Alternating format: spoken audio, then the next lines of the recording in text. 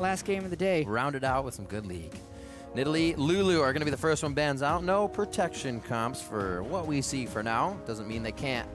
Graves will be taken away from KFO, maybe a Kale as well. We've seen a few bans being targeted towards him as he came onto the team. Him and Froggen, real big role players on this one. Very strong for the team. Yeah, I still think KFO can play a massive tank in the top lane, or Kale. So they have the divergent play styles right there. I'm glad to see a Nidalee ban. Won't have a jungler just being a monster over top of the other one in terms of farm speed. Yeah. Also increases the chance we get to see Rush play Lee Sin.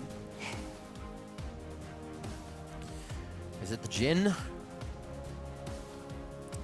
Yeah, it's tricky. I've been a huge fan of Cop's pick and ban phase, really, ever since he became a coach on Gravity.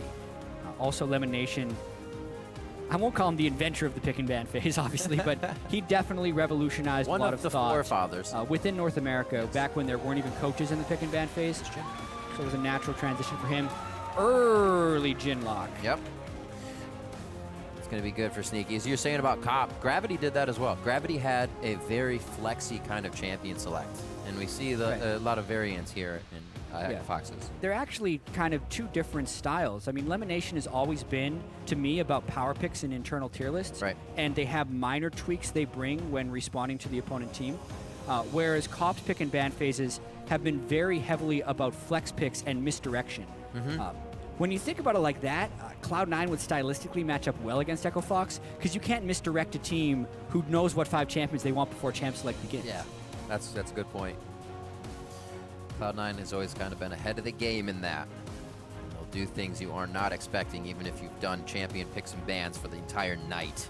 So it makes it so difficult to play against. Corki and Trundle, there's the lock-in. It's going to be Corki for Froggen in mid. The composition, they said that, you know, we haven't really been tested because we keep playing this one, but they're going to keep playing it because that's the one that worked. But it's still full of flex picks if they want it to be. Yeah, it is. Trundle could go top lane or support. Corki could go AD carry or mid lane. Whereas Cloud9, it's very clear. Jhin, Sneaky wants that. We don't care what you play against. Right. What will they choose here? They're going to pull a support in, get their jungler over. Make sure that Hard doesn't get exactly what he wants. Now, Lee Sin is there. Hard's Elise is still on the board, so he might actually just get away with what he wants in that sense. Cloud9 always likes to take their time. Another 10 seconds, and they'll lock in those picks. Yeah. Cloud9 takes their time until they decide exactly what they want, and then they lock in as soon as possible, both at once. It's another thing that they do, so you can see they hover, lock. LeBlanc. With Poppy and Morgana. Not as clean as you would have liked. Sometimes they're super fast with it. But yeah, it's to give the opponent team as little time to react as possible. Every team should do it, but not every team does. I've definitely gotten a lot of kind of tweets about that and questions. It's like, should you show? Is it good to show? I mean, it's up to you, right? Yeah. Are you gonna try to mind game them and say we know about this, or it's a very big game of chess and champion select. A lot of moves, a lot of wrong moves, and actually thinking a few steps ahead always helps. Now for Froggen and Keith, what do they decide to pick? If it's still flexy, I'll be impressed. Yeah. The Lulu actually was banned down, so they don't have that Lulu. Nautilus is left up this game, has made it quite far through. Poppy as well, could be played in that top lane. The Kale for KFO is there. Yep. Well, if they end up going with the Janna, they can easily throw the Trundle in the top lane. Yeah. So they don't need to pick Nautilus, who has been nerfed, obviously. Go wherever they want. They could even throw Gragas into the top lane, as did happen in the LCK. It was against a Nautilus, though, which I think is a fairly specific counter matchup, so unlikely to happen here. Very likely to be in the jungle. But we're in the mode of flex picking, so we're just trying to figure out what are the possible... What could Fox do? What would Cop do is basically what we're asking. He would play Corki. That was his most played champion. Yeah, no, that's true. You are correct. But if he's doing pick bans, Corki's going Froggen. Look at this composition. Ball's on the Poppy in the top lane. Jensen will be handing that Morgana over. High says one of his stronger champions in the support one. Played most of it this year. Undefeated with it so far. Most played as well as winningest. I feel like Cloud9 should probably go with Varus here. And... Man, would that be a lot of... See, this is why you lock in and give as little time as possible to react. Yep. They played Varus 2 times in a row last week in poke-based team composition, so I was expecting them to do something similar again. But instead, they just tweak it up. Lee Sin and LeBlanc completely changed the dynamic of this team composition. Now they're much more engaged, focused, and more aggressive. It's very interesting. I was thinking poke as well, even with Jhin in so much range of his abilities. Yeah. I think a big reason they wouldn't have done that is they probably didn't want to run poke without Gragas or Nidalee. Gragas was taken away, Nidalee was already banned, so they'd go with more aggressive style. Is that stopped by an Event Horizon wall? I've not seen Veigar in quite some time. Yeah. Looking for an AD carry here, possibly. And that's going to be the Sivir pickup that they will be getting for the team, so they have a bit of engage for themselves if they need to run down a pretty immobile Jhin. Yeah, Janna Sivir is insane late game. If you can get to that 70% crit on Sivir with the Janna shield. So Cloud9 will want to accelerate the game a little bit beyond that. I'm also very interested to see the Jhin versus Sivir matchup, both in lane and in team fights, because I feel like there's a lot of stuff that Sivir will be able to naturally spell shield. Both the root from the Jhin, also Sneaky is one of the Jhins who takes traps before level 13. A lot of Jhins don't. That's even worse against Sivir, because Sivir can just easily walk over it. Little mana batteries. And use spell shield. So I think that's one of the dangers that Cloud9 runs into when they first pick something like Jhin, is because Echo Fox is able to pick not only a power pick, but also I think somewhat of a counter to Jhin later in the draft. Definitely something we'll keep an eye on going into this game. Rush did get that lease in. We didn't really touch on it too much, but he could easily disrupt what this Echo Fox composition wants to do. Get in early, put them behind. You don't want to run with Sivir as much when you're behind. So it could be that easy, but easier said than done. One last time today, head over to Twitter and weigh in on this game. 140 characters, all for this box. Hashtag C9win or hashtag FoxWin. That's about all we'll take, but fill up the 140 characters and we'll try. You know, we say 140 characters or less for Twitter, but if you want to, you can just make another tweet. Yeah. Double your limit to 280. You can ask Jatt. He's really good at twit longer. Or you can just use twit longer. It's great. It's great because you make a typo. There's no correcting it at all. Yep. There you go. It's very enjoyable.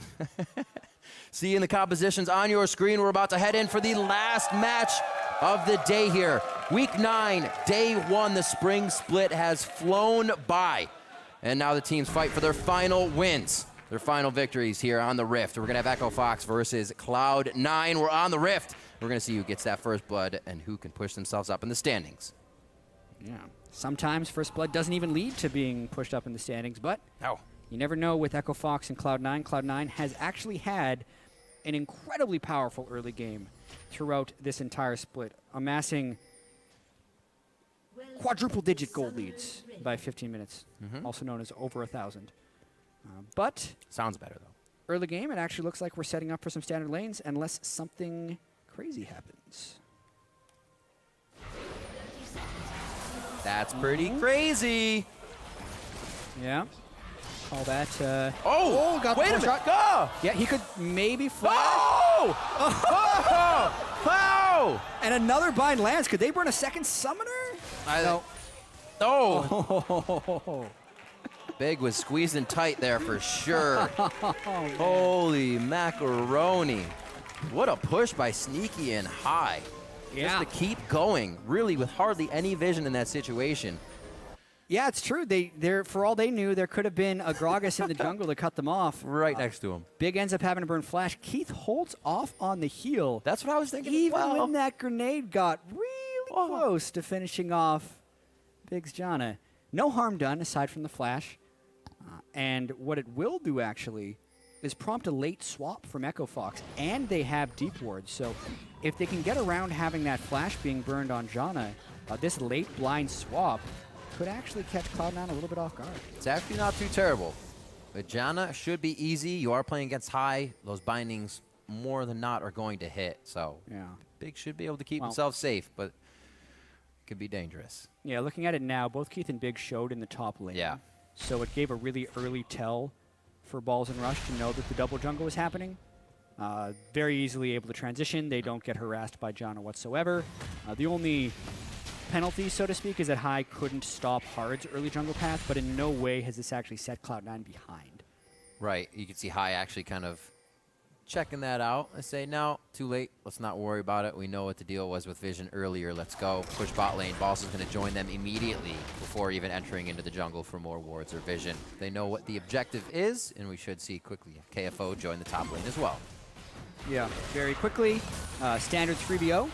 And actually, even though Cloud9 is playing reactively to it, they get the 3 people up first, and they get the wave to the turret first.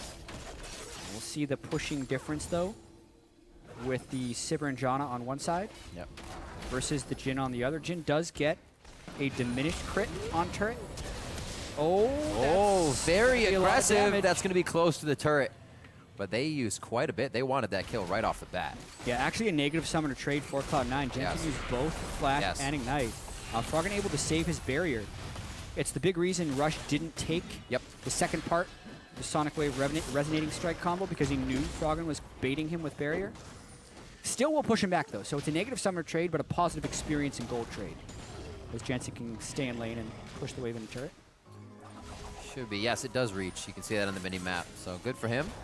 That makes it a little harder for Froggen, but he'll be able to catch back up in CS. Top lane goes down. Bottom lane falls as the buckler goes off. Balls catches that one out of the air. Nice mechanics. Really good timing on that wave. The Balls was able to get the buckler up even for the last shot on the turret. Get full gold, local gold for himself. Yep. Just kind of sitting in front of him as well. He's going to draw Keith and Big down to the bottom side. Should see Big actually start roaming a bit more, but he's still level 1. So it actually could be difficult at that point. The whole early game scuffle did not leave him in range for that experience. Yeah. There we go. Yeah, he also went to do an early jungle harass to push Rush off of blue buff early while Keith was shoving up the wave. So really, none of the experience has been caught anywhere from Big. He should hit level 2. There it is. Yep. Keith back to lane with the call. It's farm time. He's doing what he can. And the Sivir can push faster than the Jhin Morg, depending on when they reach the wave. So now Echo Fox will be reaching this turret a little bit earlier. Balls are going to be trying and be sneaky here. He's trying to soak with the max XP range here, especially on the cannon minion. There it is. He gets it, so he's level 3. And now he's actually strong enough that he could theoretically go into Vision and get more experience. He's worried that Gragas will be there and he will get 3-man Dove. But this is very beneficial for Balls in the long run to be able to get all this experience. Echo Fox still none the wiser. There's also a sense of where is Balls on the map for this point as well. Obviously, Fox knows where their members are, so they're not too worried about that. He's just soaking up some experience, drinking it up on the side. He'll be seen here for a second. But top lane's getting hit up pretty hard as this is going down. Sneaky and High also doing the same thing up there. You can see the turret down to about half health, and they have a minion wave just approaching. Yeah, I like it right here. Cloud9's going to be able to finish this turret. Finally, it's like Big... Ring around the rosy over here. Yeah, finally Big leaves the push to just get Balls out of there. Meanwhile, he's almost level 4 from all the experience he's been able to reach. Cloud9 still is going to be able to bounce this wave. That's what Echo Fox chooses to do as well. Advantage Cloud9 experience-wise for sure. So solo to Sneaky, solo to KFO. They trade and back up. So the top laner and the AD carry can get a little bit more out of that. Sneaky 44 to 36, and without his Jhin being touched in the early game, I think that could be quite scary. Froggen get a little bit of harass from Jensen in the mid. 40 to 39 is even that early back for Froggen didn't really deter his CSing too much. Yeah, it was a really early back from Jensen as well, who just picked up a second Doran's ring. And even once Froggen returned, he had a CS advantage. So amongst the gank, like when the gank was happening, I think a lot of minions just died to Froggen's minions, and Froggen had a slight CS advantage before the gank even. So yeah, he's easily recovering and actually holds an advantage. We'll see what he can do. Remember what he was saying to the team the previous game, that they actually were able to win. He says, just let me carry the game. Keep getting bigger. Let me carry. Froggen instills that confidence in his team, and he'll be the guy on the front line, even when he's not supposed to be. We say, we can make this work, guys. We can make this work. Can Cloud9 make this work? Right against the wall. KFO tries to get himself out by going up, hoping to at least dodge the wall, but he dodges right into it. Balls finds that angle, and they are able to take him down. First blood going over to the jungler. Rush on that Lee Sin is something we're going to keep an eye on. We'll see if he can start shutting down Echo Fox even more. Poppy's so good to gank for. Even at rank 1 heroic charge, it's a 1.6 second stun. Balls nice flash to get the angle on the wall, and then Rush at level 5 does more than enough damage to close down onto KFO, and that's also the extended result of KFO being with the team during all those pushes. So he was already at a level disadvantage to Balls once they met back up in that 1v1 lane. Remember, it was just Sneaky and High getting the other turrets with Cloud9. Fox has put a bit more resources into those pushes here, going for a bit of a fight. The curtain gets called. That's the exhaust to slow him in. What a synergistic play with a Morgana. Soul Shackles, having been there, would have been even better. And this Jhin Morgana comp is really starting to rock the lane. They're going to be going for big. They target the same one. He'll be going down. And figure this, Balls was just in the bot lane. Now he gets to participate in the top lane. And guess who gets it? Rush, the guy who shows up last to the party. Following up for one more, they make sure that goes over to Jensen in the mid lane to make him the stronger Dane. Yeah, I had to laugh there because that was such a rush play. The kill was secured. Of course it was. And he just decides to pick up the second kill of the game on Lee Sin when they could have given it over to their first pick, Jhin. But, you know, maybe it was the difference between a support kill and a jungle kill. In that case, it's worth it. Overall, though, a massive play by Cloud9. Keith was out of range to be able to return damage, and High actually exhausts for the slow so they can start landing the bullets of the curtain call and chain them together. Then they heal, High lands another binding, and it continues. And this is when they decide to use teleport, which is smart because they knew they had burned summoners prior. Then Balls the Troll knocks Big away from Sneaky's root. And yeah, that was going to be a kill for either Balls or Rush, and Rush decides it is his. Good weight there on the spell shield. I think Rush is going to try and go for that third kill, but smartly gives it to his mid laner Jhin. Rush no, Rush no. Yeah. That's basically what the comms were. Give me kill. Cloud9. What a quick fire under the feet of Echo Fox, and it seems like they get burned a little bit there. They seem to be in position just a little too late. And that's what Cloud9 is very good at doing, being a few steps ahead. Here, Fox and the team try to clear a little bit over bottom as they just lost quite a bit of ground on top, but still being pushed out, having to respect Cloud9 as soon as they enter the screen. Yeah, exactly. I mean, the jungler on Cloud9 Rush is a level ahead of everyone on Echo Fox except for Froggen. Hey, never give up, never surrender. It's true. That's Echo Fox's strategy. They're just going to keep trying to farm this out. Froggen has a blue buff. He's going to be able to clear this wave very easily. They're still not down a dragon. It's an even two-turret trade. So there's a lot of things that Echo Fox can continue to think. Plus, if they get to late game Sivir, you never know what Ricochet crits could do in a team fight. But Cloud9 has a massive advantage based on the early plays. And Sneaky continues to farm his face off safely. You can see High just on the wing here. The buddy system for these two. It doesn't even look like they're going to get any pressure. Echo Fox is going to look towards mid here to maybe gain some ground on what could be a mid turret. And that will start with Sneaky's, I should say Jensen's health bar. But they don't grab too much off it. This may be defendable here. Yeah, it's actually a clever move here by Echo Fox. Sneaky was trying to slow push the top wave in an attempt to deny Keith wave pressure. So Keith and Big just go straight mid lane to try and get a shove on. But Jensen does a good job using his double distortion to clear the wave, and now Keith is just going to try and swing top lane to catch the wave.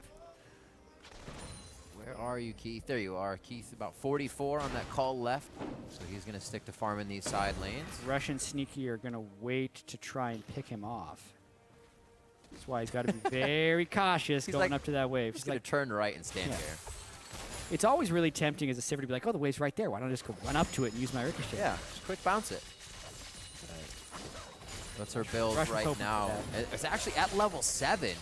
Keith with that call only has Caulfield's Warhammer, so he doesn't even have the crit he'd be wanting on Ricochet if they were to get into these fights. Just missed one. Yep.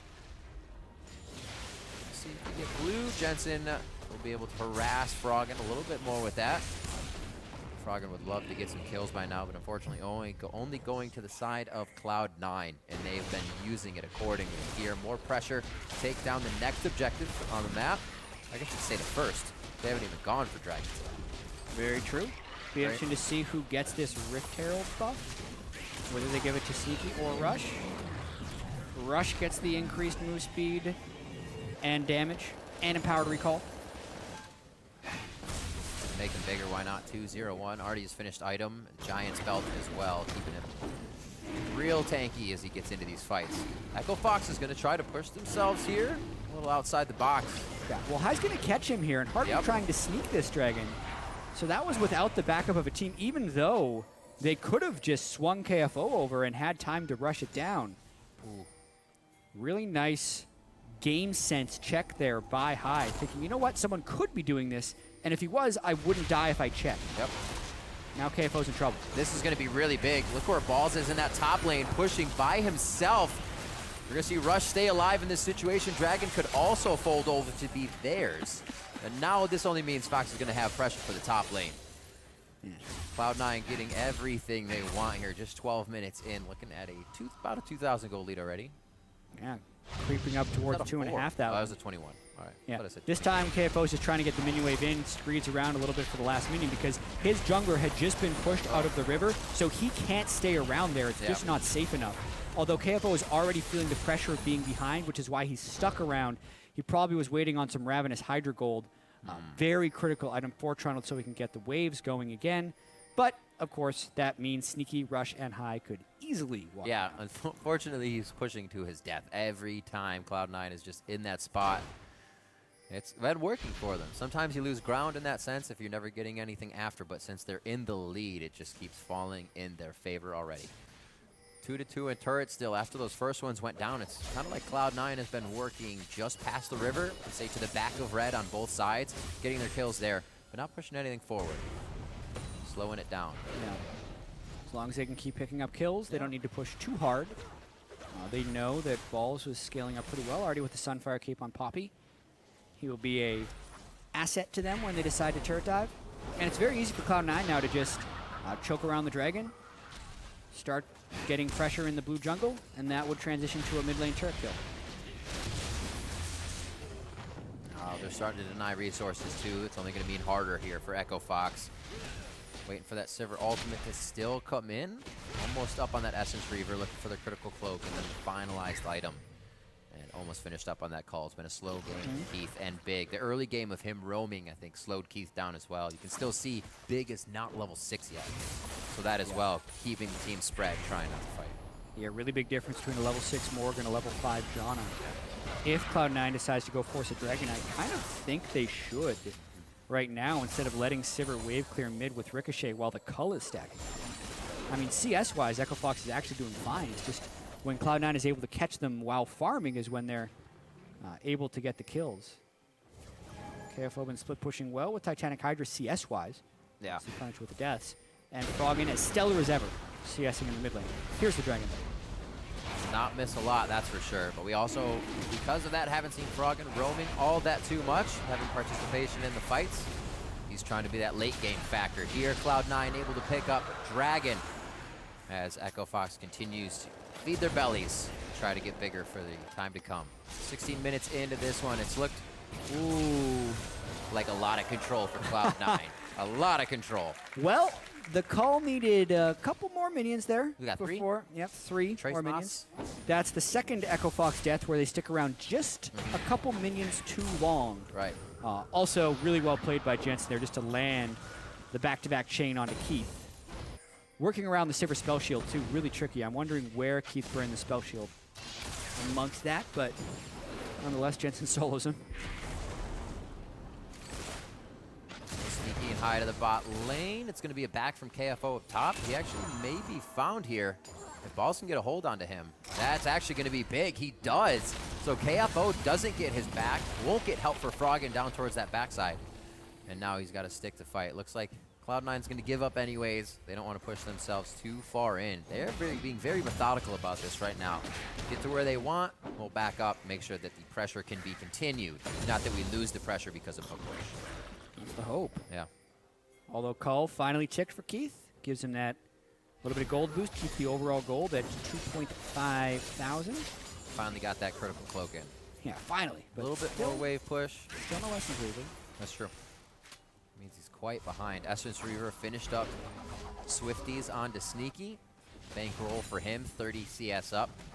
He's kind of making up for what is happening with Froggen and Jensen in the mid lane. But Jensen picking up the kills has really been able to put himself kind of level in that sense of who's up and who's behind in gold. 3,000 gold lead, 2,000 actually as it ticks up for Cloud9 here. 5-0. Echo Fox is looking for a way in. Yeah, still a gold lead for Jensen over Froggen because of the 2 kills. Yeah, okay. Maybe even get another Rift Herald if you're Cloud9. It is going to be really hard for Cloud9 to push properly onto this Echo Fox team. Corki and Sivir have very good wave clear abilities. And then that's the win condition for Echo Fox, right? They wave clear long enough that they get a crazy late game team fight. It's true. And they hope to win through that, at this point at least, because Seeing they've that fallen behind manifest. in the early. Definitely seeing that manifest now. Once they get to the turrets, it's going to be hard for this team to break any of those walls. These outer ones may be a little bit easier with the range they have to start it, the pressure they can add. We even see there, just about a fourth of the turret, quarter rather, going down. It's going to take a while to make that happen over and over. So Cloud9 back into the jungle. Why not take more? We can't get to the turrets right now. We'll take a little bit more and make sure it still can get the turret later. And that was just a few auto attacks from Sivir to clear that wave out. Yep. And then they, like you said, took their jungle. Gold lead grows ever so slightly. Obviously, with COG's win earlier, Cloud9 needs this win to keep pace. That's true. For the playoff bye. Oh my God. Pocket. Ignite is not there. Was on cooldown. That's scary. That is Jensen for you. Yeah. Level 12 to level 9. Oh my God. That's, how much health did he get away with? That's really something we did not see Jensen do when he first came over. Very laid back, played with the team, played with the speed of the game. Now he kind of sets a pace to the game with how he plays in that mid lane. More stealing of the jungles left and right. The shoulders of wherever they are, whatever's on the left and the right, always seems to be Cloud9 if they have a lead. They won't let little things like that go. Say, yeah, we have a lead, we'll pressure even the smallest extra things. Yep. And they also have actually really good side wave pressure. That too, yep. Balls had a game earlier in the year where he had 500 damage to champions in a Cloud9 win. But that's because he was so dedicated to the split push, getting the wave up, and then as the other team was trying to go and defend the wave, Balls just kept on pushing. By the way, Keith had 3 health at the end of that second chain. I like thirds. Thirds are good. 20, I was going to say 20K. 20 minutes coming up. Time, not money, but time is money. We'll see, Rift Herald down. We'll have Baron coming up in a few, and that may be an option if Cloud9 pulls something sneaky out. No pun intended, as a freak move. Yeah, the DPS, the straight DPS on Baron from Jhin is pretty low. Same with LeBlanc and same with Lisa and Poppy, so a Baron sneak is very unlikely. That's a good point. Hard uses his body slam flash, and Jensen just jukes it with a normal ability. They're trying to go all in, though, here. A lot onto high. The spell shield got him away. Jensen able to distort back, but that's huge. Taking out Keith that much means Keith has to find the backline immediately, and Rush threads the needle, getting himself in. Sivir's down. The utility is out the door, and now it's Cloud9 to clean up the fight. Have not lost a member yet. 20 minutes in, 8-0. The mid turret will finally be theirs. Yeah, massive team fight win there for Cloud9. Very surprised that when Echo Fox missed the initial flash initiation from Gragas, that they persisted the fight by then burning a Sivir ultimate, because their actual pick was down. And yes, Cloud9 looked a little scattered on the map, but they easily collapsed together, win a team fight 3-0, and then from Echo Fox's doing, the stall is broken. Yeah. A little too hard, especially the walk. I always kind of say if you're trying and engage for 3-5 seconds, doesn't work. This walk gives Cloud9 so much time to look at the fight and figure out what they want to do. Yeah, Jensen gets to sit over the wall. Keith then has to dance back and forth. Balls keeps people inside the curtain called. Sneaky's Jhin is able to get a lot of shots down. And then Rush is just a monster on the backside. Level 2 ultimate already on the Lee Sin. Wow, yeah, you're right. And takes Froggen right out of the fight by just standing next to him and punching him a bunch. Really, Cloud9 not letting Echo Fox fall up on any kills and trapping them in their own engage. In the speed of the game, you kind of mentioned it right there with just Rush's ultimate. Hard still sitting on level 1 ultimate. And we know Big pretty much just got his being at level 7, that 6-7. So Echo Fox, as you were saying, trying to buy time, pushed himself a little too hard on that one. Now have to do a little bit of ward clearing, repair what just happened, figure out how they can get back into this game. And really, that wave clear is going to be what they rely on. Objectives are alive, not something they can really contest. It's just going to make the game that much tougher. And Cloud9 feeling great. The momentum is now 7,000 gold up. Oh yeah, this is setting up. It's a 900 crit from Sneaky already as well. Yeah, this is setting up well for tomorrow if we're thinking about COG playing Team Dignitas and Cloud9 beating Team Liquid. If those two things happen, we would have a tiebreaker match for second place between Cloud9 and COG. Both COG and Cloud9 have looked very strong today. really able to set it up. We see that Cloud9, CLG, they haven't really gone to anything tank top. It's Darshan going for all these carries. Is that something that, you know, Balls is going to be able to match, or any of the teams? Because everybody's trying to play tanks. That's something that's won CLG quite a few games. Oh. Oh my god, Jensen is massive. I mean, he knows that KFO wants to build the Titanic Hydra and the Iceborne Gauntlet, and that is devoid of magic resist. So very easily with the Abyssal Scepter, he takes KFO down to a really low magic resist number, and Keith gets wrecked. Bopped under the turret. There's not much you could do about that. Cloud9 looking for a perfect kill score game. The lane swap offered up the turrets in the beginning, but Cloud9 knew that's all they needed to lose here to start getting an advantage. Give a little, take a lot, really, is what the majority of their game has been here against Echo Fox. They push out of this one, they'll be safe to fight another day. This is where we were kind of questioning it, though. Once they get up to the wall of the base, if Baron's not going to be there, how do they break it? How do they break Sivir? How do they break Corki? Let's see this one more time. Well, this is how they break Sivir. They body her up against the turret, literally as Balls uses heroic charge for the stun. And that was just because he was trying to clear the way before it gets to the turret. It will obviously be more difficult when they're inside the base, but when they can get kills that deep into Echo Fox territory, they can then lay the wards down in the jungle and create safer Baron opportunities, especially because the pick potential of Cloud9, initially before the last two picks of Lee Sin and LeBlanc came in, we're thinking, you know, maybe Cloud9 is going poke here. But they opt for a much more aggressive strategy in the LeBlanc and Lee Sin, and that means if Echo Fox wants to do this again, essentially to get into territory and clear pink wards, they're risking a lot of death. All right, now it's 9-0, so it's got to be very hard here to even kind of contemplate going in, knowing you haven't gotten a kill, knowing some of the kills are getting away with slivers of health on both sides of the map. Like you said, confidence in this game. There could be a safeguard to high here. That's going to get them out safely. I wouldn't say sound, but they're safe. A little damage on that. As you were saying, Cloud9 goes into Morrow. Liquid could be a tough matchup, but Liquid's having their up and their down. So hopefully it's not a down day for them. Cloud9's playing very well right now. Yeah, looking at the second half of the year for Cloud9, they've lost to Immortals and COG and beat everyone else. I'd say that's pretty good. Yeah, they were 6-3 in the first half. So far, they are 5-2 in the second half, looking to move that to 6-2.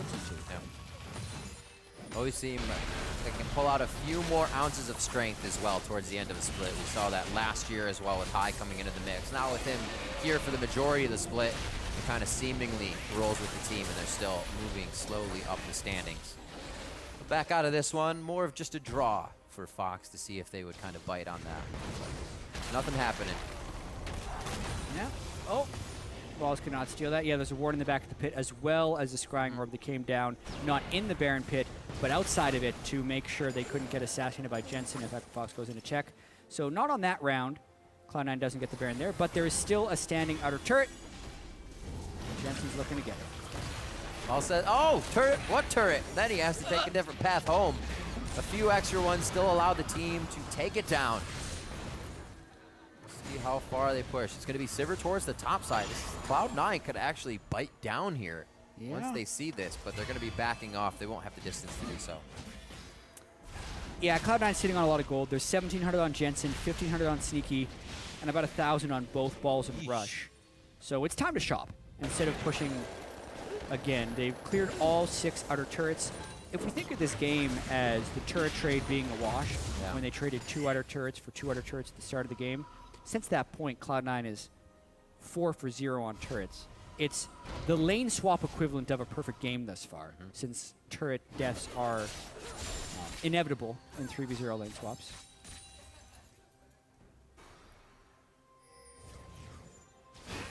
Oh. Well, once those turrets go down, Cloud9 definitely knows how to work the map. It used to be Elimination and Sneaky, guys of providing vision everywhere. So I'm sure Cloud9 doesn't stop that any bit. As soon as they get the first set of turrets down, they can see everything, and they've been playing off of that. Rush has been able to tax the jungle constantly without Hard being there. Still levels up on him, and just one-offs here, using ultimates to start the fight from a distance and see if they can tag anybody out. Knowing that Fox, once they're out like that, is the time they need to grab them. Fox gets behind the wall, and they're going to be safe if Keith can make it in. They're trying so hard to get a member outside the base. They finally do. No reason to be there for Keith. They're trying to get what they can of resources in the jungle, but the base is what needs to be saved. They take enough shots to try to get a pick. Eventually, it'll happen there. They finally land the max range root from Sneaky. Or close to max range root onto Keith, and then rush with the kick flash. Holy macaroni! That's going to be KFO. He's alive. He'll be good. He'll make his way back to base. But Jensen, that's 3 out of 4 or 5 times he has done that. Yeah, I mean, look at his items Maybe right once now. that he missed. Look at his items. Death Cap, Abyssal, Morellan, Omicron, and Sorcerer Shoes for the added damage. 4 completed before 30 minutes. But they couldn't quite get the kill onto KFO, and they took a lot of turret damage and poke from Froggen, so they're going to pull back, heal back. Still looking like they're in great control of the game, though. Yeah, Banner of Command built up so they can even get some off-lane work from some of these minions once they find a good sieged up one. Looks like Hai may actually go for some wards and sieging up that minion in the left lane. No, he doesn't need it. Already sieged. Keith to clear top. This has kind of been his home for quite some time. He's looking at the static shiv only right now on top of that Essence Reaver to 3 items with Sneaky. You can see the difference here. It is becoming extremely difficult for Echo Fox to participate in these fights right now. He is actually up an Infinity Edge. Yeah. On someone. That is the worst item to be down. A 3rd item Infinity Edge. So your most expensive 3rd item is now on your opponent. Even Froggen, who's been farming up a storm this game, nearly keeping a 10 CS per turret, is nowhere near the power level of Jensen just because of the turrets and the kill gold. This is where they continue to bolster each other, pick each other up. If anybody's down, this is where the communication comes in, that Echo Fox can keep themselves in this game and can play as strong. Right now, they have to make the perfect moves to make that happen, and Cloud9 is knocking at the front door. Yeah, I'm actually really surprised that Cloud9 isn't baiting around Baron right here with the Lee Sin and the LeBlanc. Instead, they're trying a 4-1 against a team with very, very good wave clear. I'd expect that they think they can accelerate this game no matter what and just get inside the base like Jensen has here and dive. They're slowly whittling down the turret even without Baron and powered minions. It's almost like a what if they go do it, Echo Fox really won't chase them. Then they'll have Baron to push, and this will be less scary, less hectic for Cloud9. But it seems like they're kind of choosing at the moment to say, maybe we stop this now, or maybe not. I think some of the reasoning here comes down to what a poor Baroning team Cloud9 actually is. That's a really good point. They have huge amounts of burst damage in team fights, but really poor overall DPS as far as Baron teams go. Kind of a poor champion for it in almost every role. Yeah. Oh. Froggen. A little dangerous there, but he's safe. Summoners up across the board. Teleports aren't even coming into play now. Everybody's 5v5. So this is going to be who can hit their barriers, ignites, flashes the fastest. And Jensen looking to actually take KFO out real quick. He steps too far forward. It looks like they're actually mainly focusing on turret damage now. They're saying, all right, we'll go for damage as soon as we can get it. Don't try to go for as much of the poke. Jensen calling me a liar. Goes after big. I mean, even a 470 ability power LeBlanc does significant turret damage on auto attack, since your AP can be used as somewhat of a ratio against turrets if it outpaces your AD. Yep. Very stalled here for C9 now. What is there in? How do they find it? Keith stepped out before, but they still had enough wave clear to kind of stop the turret from going down. They have to respect hard being able to throw them a cast that could push them inside the turret range. They where they don't want to be. Yeah, I mean, it kind of feels like Cloud9's just waiting on dragons as well. If they get the 4th dragon here, they'll take less damage from turrets. Finally! It's like, you know what? This could also be one of those things where they didn't have faith that they could fully clear out the wards properly, so they just durationed out the wards properly. No one on Echo Fox has been in the jungle or near the Baron for the last 5 minutes, so unless it was a pink ward, there's no way they were caught in vision. Finally, Cloud9 take the Baron. Be a little bit easier now. Balls may be able to take one of those side lanes by himself. Fox is going to be pretty hard up for getting him off the turrets. They take down the Banner of Command minion. But maybe their best bet is once they see those 4, if Balls does take a side lane with the Baron, they take that 4 and they Sivir ult. Hopefully into a pretty good fight. Much easier said than done.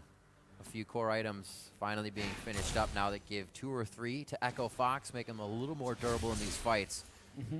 And hopefully shutting down Sneaky here. 2 frozen hearts there, basically, for him. And it's really spellcasting from the backline. Yeah, I'm not sure if I like the 2 frozen hearts here. Right. There's very little attack speed scaling going on anywhere for Cloud9, and they have a decent amount of magic damage. But now with Baron, maybe this 14,000 gold can hit Echo Fox a little bit. The Sivir Desperation here. They see that Jensen is top. That's kind of why they pulled the trigger.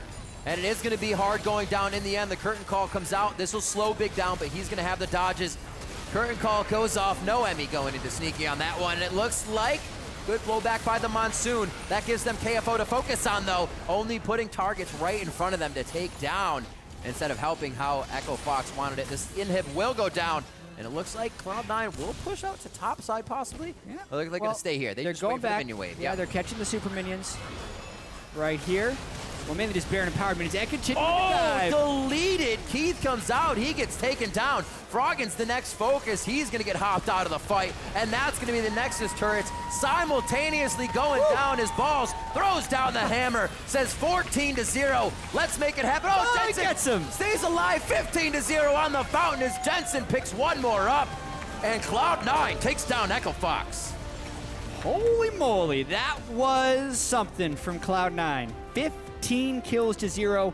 They lose 2 turrets, but that's a lane swap. So let's call this an asterisk perfect game from Cloud9. It's that 34 minutes, no deaths, no unnecessary turret destructions. Right. The final game of day 1, week 9 here. And Cloud9 says, this was a message game. We're going to be sending a message here for our end of the split. Very strong indeed from that team. Jensen versus Froggen, it was kind of back and forth, a little bit of help from Rush in the beginning, but Jensen was able to pretty much leave that lane and take off. It really wasn't the fight that he won against Froggen, it was the fight he won against the rest of the members. That was a pretty good matchup in the mid lane, regardless. Yeah, exactly. Froggen, the least killed member of Echo Fox. Exactly. Really, it was Keith with the big targeting reticule over top of his head the entire game. Everyone on Cloud9 seemed really set on getting his spell shield out and then killing him. Yeah. Really great job by High actually just getting the binding to burn Keith's spell shield over and over again, and that would have then allowed Jensen to go in for the assassination. That's how they were mainly working around the spell shield. Funnily enough, Froggen actually higher CS than anyone in the game. Yeah. Who would have guessed it? While getting perfect gamed, still manages to get the minions. Eyes on the prize. If something's going to help you carry it out and you're not getting kills, it's going to be how much more gold you put in your pocket for possibly a core item to push you ahead.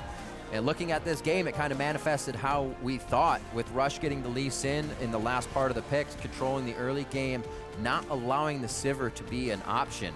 And then once it could be an option, what we usually don't see is that the Sivir dies first and the utility is completely gone immediately. Yeah. That just worked out so well for C9. A lot of overall map pressure by C9, and Sivir is usually good at controlling side waves and shoving them up with Ricochet. But every time he'd go for a wave, it would be a trap. And they didn't have powerful enough vision control up to save Keith. Yeah, that's true. It's been a couple of rough games in a row for Keith. His Lucian against COG, when it was Protect the Lucian, continually killed sometimes to his own doing. This time, it just didn't seem like he could ever get close. So a tough game coming in for Echo Fox. That's the loss for them. Cloud9 is going to move up, and Echo Fox could have used this win a lot. Obviously, it's the end of the season, but this was pretty big for them as well. Yeah, they really needed to win both games if they wanted the chance at the playoffs. Luckily, though, for Echo Fox, because of the Team Impulse loss today, the chance of a 3-way tie for 7th goes out the window, even though they could end with the same record as Team Impulse tomorrow if Impulse wins and Echo Fox loses, because they have a 2-0 lead over them, Right, that head-to-head. and Team Dignitas can no longer catch either. Echo Fox will be safe. They'll be in the summer split. And we talked about it before. It's absolutely ridiculous to think that the road this team took throughout the split. Usually we see, I mean, it kind of happened to Renegades, that the swap of players in the beginning kind of is a detriment to the entire split. You can't pull back. But these guys, they practice with each other the whole time. They didn't practice with the sub-squad. Things seem to be paying off for them, and could very well see an Echo Fox next year in the LCS. So let's see what the pros have to say on that game. We've got free